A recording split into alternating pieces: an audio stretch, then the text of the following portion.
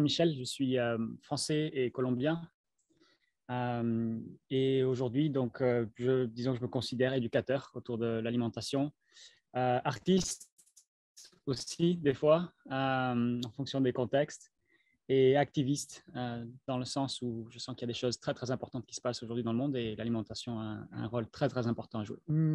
Donc mes activités aujourd'hui, c'est en grande partie en ligne. Je donne des cours, j'ai une communauté qui continue de grandir sur Patreon et donc personne accède à du contenu éducatif à partir de $1 par mois, €1 par mois. Donc ça prend une belle partie de mon temps. Je travaille aussi en tant que consultant. J'ai travaillé pour les Nations Unies, le Programme alimentaire mondial, pour des hôtels, des restaurants et des entreprises privées également, autour de la gastronomie régénérative et aussi l'innovation en produits. De plus en plus, je travaille aussi dans l'espace de l'activisme et oui, d'aider des causes à travers mes réseaux sociaux qui ont pris un grand boost après ma participation dans le programme Tout le monde à table sur Netflix. Et, et donc, voilà un peu ce que je fais. Je suis aussi en train d'écrire un bouquin. J'enseigne à l'IPB, j'enseigne au Basque Culinary Center et dans plusieurs universités autour du monde. Enfin, toutes les semaines, je crée du contenu autour d'une certaine conscience autour de la cuisine et autour de relations à travers l'aliment à la nature.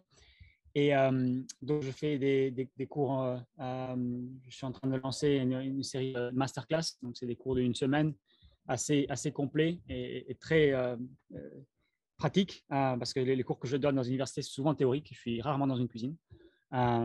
Donc là, c'est vraiment très pratique. Et disons que pour moi, la façon dont je mets en pratique cela, donc en particulier en le transmettant à travers les réseaux sociaux, c'est de pratiquer l'alimentation consciente comme quelqu'un pratique le yoga.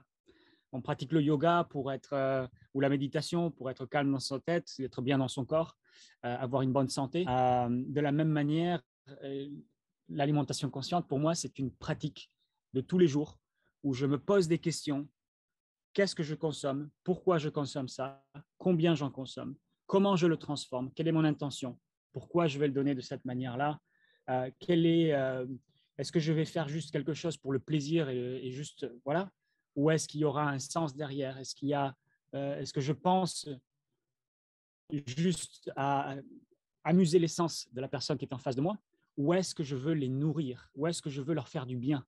Donc voilà un peu cette idée d'alimentation consciente, c'est vraiment penser pourquoi on cuisine de la manière dont on cuisine et vraiment voir qu'il y a un bilan environnemental et politique et social dans chaque plat que l'on consomme, dans chaque boisson que l'on consomme. Il y a un bilan économique, politique, social et écologique. Donc, c'est une responsabilité que je trouve très belle. C'est une goutte par goutte, c'est des actions petites, mais qui, si on crée des tendances autour de cette alimentation consciente, on peut vraiment faire changer la donne par rapport à l'environnement en particulier. Ouais, c'est un grand honneur pour moi de recevoir cette reconnaissance des 50 Next, donc des 50 Best Restaurants.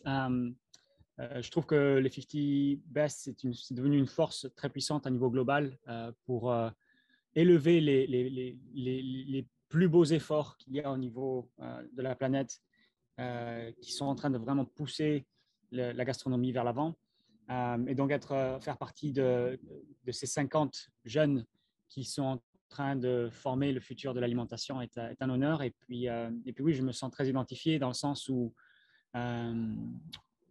pendant 10 ans, j'ai vraiment galéré parce que je ne voulais pas faire les choses de manière conventionnelle, parce que j'avais des convictions éthiques, morales, qui ne me permettaient pas de juste prendre n'importe quel boulot dans un restaurant ou d'être directeur de ci. Il y avait vraiment une conviction plus profonde. Et donc, j'ai mis 10 ans à me trouver, à galérer. Et maintenant, voilà, après tout cet effort, l'université Oxford, la science que j'ai publiée, tous les événements artistiques, les événements communautaires que j'ai créés, dans plein d'endroits dans le monde, Et maintenant, voir que c'est reconnu, c'est vraiment un grand message pour les étudiants en culinaire, en gastronomie.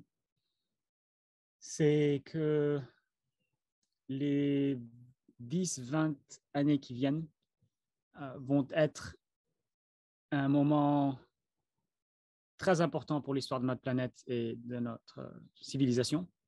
Et l'aliment va jouer un rôle très, très, très important. Et la façon dont on travaille, la façon dont on cuisine, la façon dont on pense l'alimentation va jouer un rôle très, très important. Alors, j'invite vraiment tous les étudiants à prendre leurs responsabilités et à prendre leur passion et la mettre au service d'un plus grand bien que juste avoir un beau, joli business et gagner des étoiles Michelin et voilà, pouvoir s'acheter des trucs et tout ça. Vraiment, il y a une responsabilité sociale et écologique historique. Et donc, j'invite à que, voilà, il y a un mouvement qui est en train de se faire. Hein, c'est donc à vous de monter dans ce train, de prendre la vague générationnelle qui nous appelle à créer une alimentation plus balancée, enfin, plus harmonieuse pour la santé humaine, pour la santé aussi sociale et la santé de notre planète. Donc voilà un peu mon invitation.